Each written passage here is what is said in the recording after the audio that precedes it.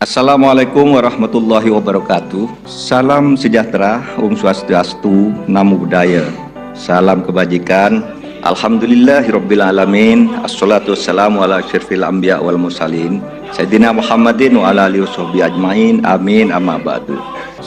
Mas Henry, kembali dulu masalah Filipina. Apakah tidak ada kekhawatiran Mas Henry rakyat Indonesia seperti rakyat Filipina? Saya tidak pernah khawatir. Betul ya, Marcos berpasangan Sara Duterte. Itu kan seolah-olah rakyat Filipina mengalami amnesia politik, melupakan kejahatan yang dilakukan Marcos di masa pemerintahannya sebagai pemimpin yang otoriter. Itulah mungkin yang tadi Anda bilang, Megawati mengingatkan kita. Kita punya cerita dan sejarah yang berbeda dengan Filipina.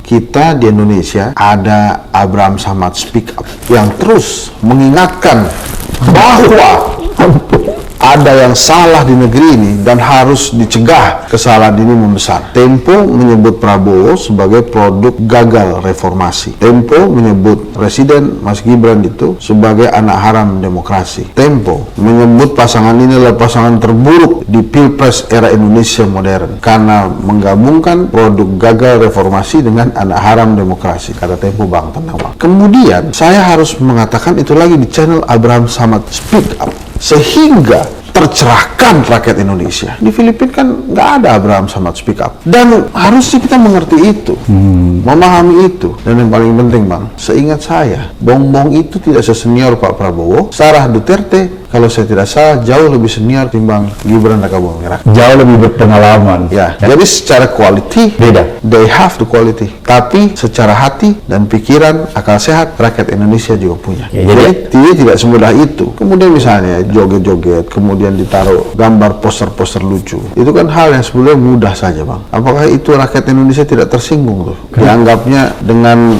logo lucu, boneka lucu, kemudian mereka akan tertarik untuk memilih. Dianggapnya rakyat Indonesia itu tidak punya pikiran. Dia nggak bodoh ya? Nggak punya pikiran atau bodoh? Ya bodoh Bang. Oh, bodoh. Tidak punya pikiran kalau saya. Tidak mau berpikir lebih dalam, lebih jauh. Kan nggak gitu.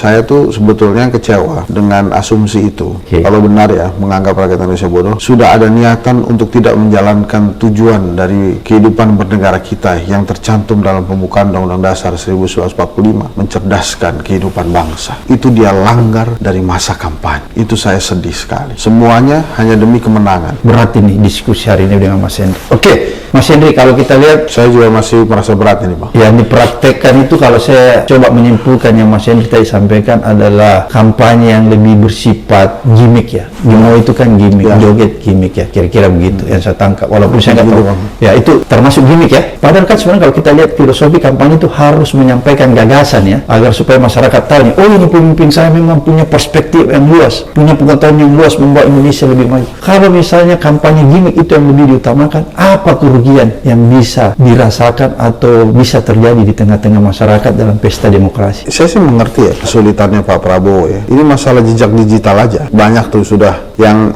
memutar atau menampilkan pada saat Pak Prabowo kampanye. Kemudian dia bergabung dengan Pak Jokowi. Kemudian orang-orangnya Pak Prabowo bilang itu adalah rekonsiliasi demi bangsa dan negara. Kalau menurut Henry Satrio, Pret, itu tentang jabatan Bang. Tentang kekuasaan. Tentang kekuasaan. Rekonsiliasi itu. Rakyat Indonesia tidak pernah terpecah-pecah. Lihat saja di terminal. Lihat di pasar. Tidak apa-apa kita. Jadi kalau kemudian atas dasar menerima jabatan menteri itu dikatakan rekonsiliasi, menurut Henry Satrio itu Pret. Keras. Jadi kalau kita saksikan Pak Prabowo waktu kampanye 2014, 2019, itu daging semua Bang. Itu adalah perlawanan yang luar biasa dari seorang Prabowo kepada rezim yang berkuasa saat itu. Dan dia ajak pendukungnya untuk melawan rezim saat itu. Tapi pada saat dia bergabung dengan rezim itu, dia tidak lagi bisa menggunakan kata-kata pada saat dia menjadi calon presiden di 2014, 2019. Semuanya runtuh. Anda bergabung bos. Makanya saya membayangkan pasti juga Prabowo sulit sekali mengungkapkan kata-kata dalam berkampanye selain satu hal, hidup Jokowi. Dia hanya bisa mengatakan itu sekarang Bang. Bayangkan seorang Prabowo yang luar biasa kita kenal. Ini kan sosok pemimpin yang bukan kaleng-kaleng kan. Hebat ini. Hebat. 2014, 2019, bahkan di 2004 waktu itu kalau saya nggak salah, dia menyampaikan hal-hal bagus melawan rezim. Tapi kemudian hari ini dia cuma bisa berkata dua hal, hidup Jokowi. Itu aja. Kenapa? Pada saat dia bicara yang lain-lain, rakyat ketawa. Saya hanya Kritik bercerita. membangun ya, kritik Saya membangun. hanya bercerita. Apa yang bisa disampaikan oleh seorang Prabowo sekarang selain hidup Jokowi? Nggak ada. Dia mau menyampaikan seperti misalnya 2019, jangan kita ikut antek-antek asing misalnya. Oh iya betul. Mana bisa sekarang dia bicara begitu? Dia ada di dalam pemerintahan. Maka dia akan ubah semangatnya itu. Hidup Jokowi. Sambil gebrak-gebrak meja. Hidup Jokowi. Boleh juga. Tapi dua kata itu yang bisa dia sampaikan. Sementara wakilnya, dia mau berkata apa? Semuanya dibantu oleh ayahanda. Maka yang bisa dia lakukan, alasan terbaik seorang Gibran maju sebagai wakilnya Pak Prabowo cuma satu, berbakti kepada kedua orang tua. Semua fasilitas yang dia dapat itu karena dia anak presiden, dan itu bukan fitnah, itu kejadian. Fakta. Kampanye terbaik seorang Gibran untuk meyakinkan rakyat bahwa dia bisa menjadi wakil presiden Pak Prabowo adalah saya berbakti kepada kedua orang tua saya. Itu aja. Jadi yang satu hidup Jokowi, yang satu lagi berbakti kepada kedua orang tua saya. Berapa tuh Bang? Berbakti kepada kedua orang tua saya. 6 kata aja ya, digabungkan dalam satu kalimat. Yang ini nggak bisa. Dia tidak bisa bicara tentang perubahan seperti Anies Baswedan. Dia tidak bisa bicara perbaikan demokrasi seperti Ganjar Pranowo. Dia mau bilang apa lagi? Padahal pada saat misalnya dia bertahan waktu itu sesuai janjinya, tidak akan kemana-mana, selalu bersama pendukungnya. Hari ini 80% Prabowo, saya yakin. Oh, Anda mau bilang kalau seandainya Pak Prabowo tidak bersama Gibran, kira-kira dia akan memenangkan pertarungan satu putaran? Ya, kalau dia tidak bersama Pak Jokowi menjadi menterinya. Oh, gitu. Hari ini 80%. Satu putaran berarti ya? Karena dia jaga pendukungnya, dia jaga kata-katanya, dan dia tidak banyak beralasan. Itulah yang disebut integritas. Ya, mungkin itu Abang lebih tahu lah kalau itu. Mas Hendri, tadi Anda katakan bahwa pasangan nomor 2 ini karena sudah menganggap dia akan menang, dia tidak berkampanye. Ya. Dia cuma ya tadi ada itu bagi-bagi susu ya, tidak menyapa langsung kan, timnya yang bagi-bagi susu. Terus kemarin kita lihat Gibran masuk kantor dan Prabowo sebagai Menhan memanggil beberapa orang artis makan siang. Makan siang di hari kampanyenya. Apakah itu secara etik politik dan moral politik itu bisa dibenarkan? Karena itu kan menggunakan fasilitas negara loh itu. Makan siang di kantor kementerian. Pemirsa, Capres nomor urut 2 Prabowo Subianto tidak berkampanye di hari kerja karena menjalankan amanahnya sebagai Menteri Pertahanan Republik Indonesia.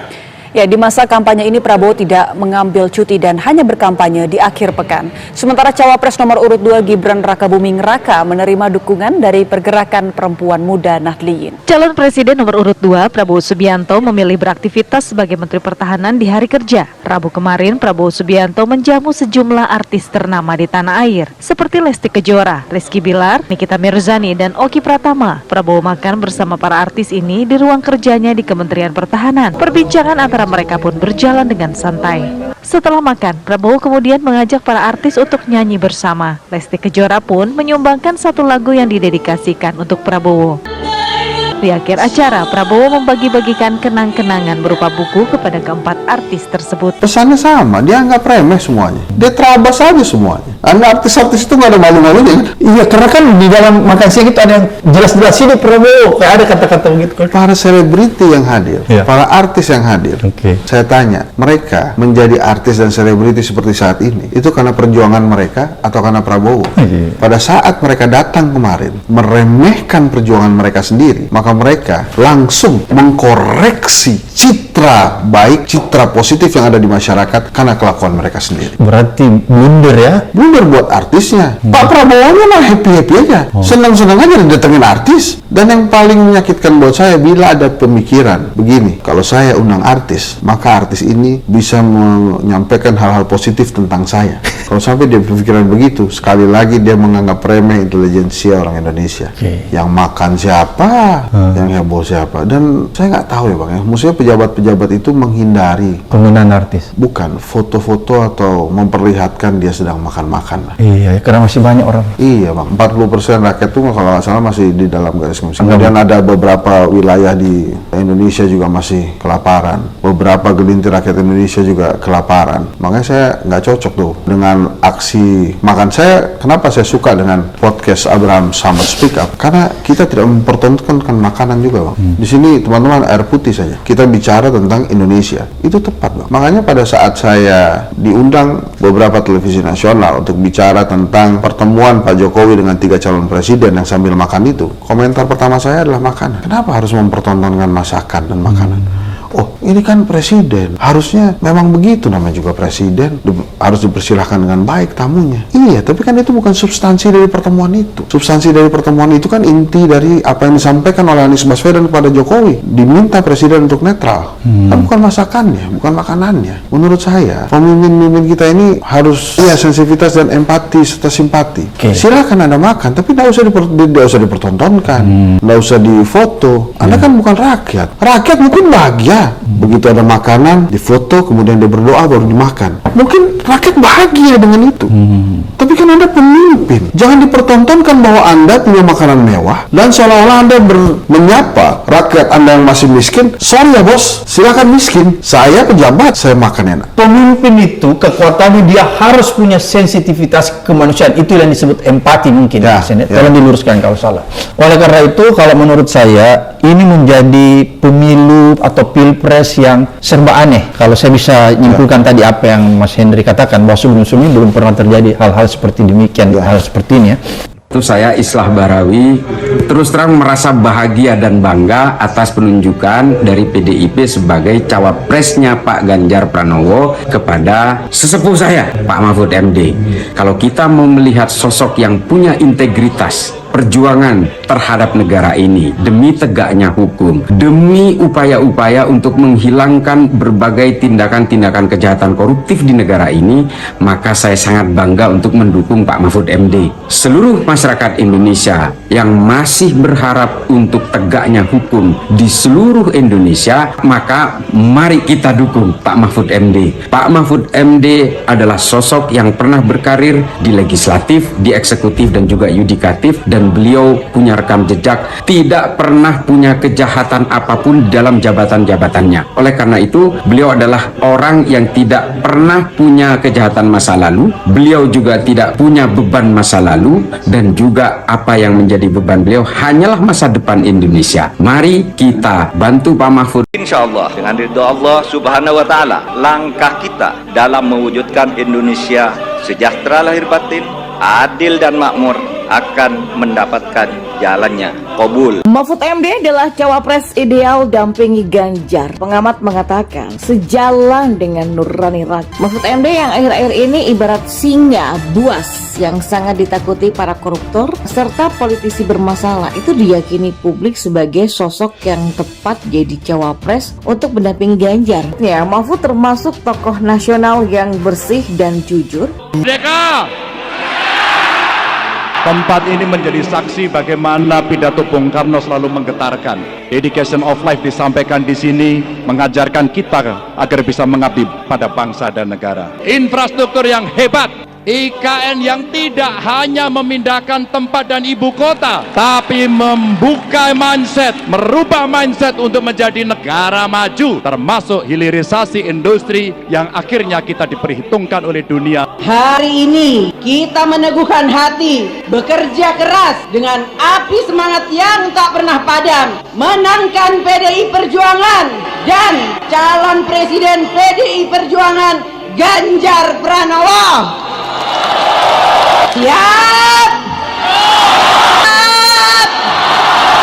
Seperti Mbak Puan tadi sampaikan, itu juga Bapak Ibu yang mesti kita pertahankan, kita lanjutkan. Namun itu tidak bisa terlaksana kalau kita tidak menang hat-trick besok pagi. Bapak Ibu, itu tidak akan terwujud kalau kita tidak kompak. Maka pesan Bu Mega kepada kita semuanya, agar kita bisa bersatu, kita berdiri seteguh karang yang tetap tegar dalam gempuran-gempuran ombak sekeras apapun. 2013 lalu, pemilihan Gubernur Jawa Tengah, PDI Perjuangan dan Ganjar Pranowo memenangkan itu. Dan itu di bawah pimpinan Mbak Puan.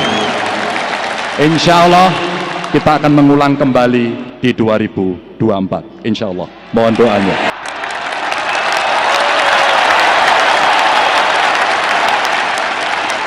Semoga Allah senantiasa menuntun kita di jalan yang diridhoinya. Aku qouli hadza, astaghfirullah li wa lakum. Wassalamualaikum warahmatullahi wabarakatuh. Terima kasih.